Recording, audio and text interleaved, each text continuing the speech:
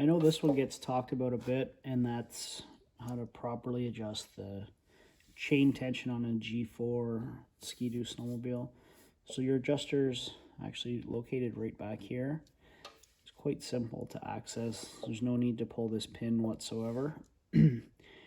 Now, the question about tension comes up. I like to take something that's not overly easy to turn, but that I'm still able to turn. So I just use a short quarter drive extension with a Torx bit. It's a T20.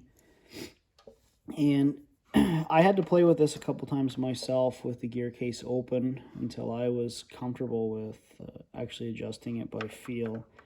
So it's just like any other bolt. It's right is tight, left is loose. So I try and turn it right as much as I can with my fingers. So I don't want to use something with a handle or anything like that that gives me more torque. So basically turn it as much as I can and then back it off 2 clicks. And that's about perfect. And I've adjusted them a few times now with the cover off to visually check that. And that's pretty well where you want to be.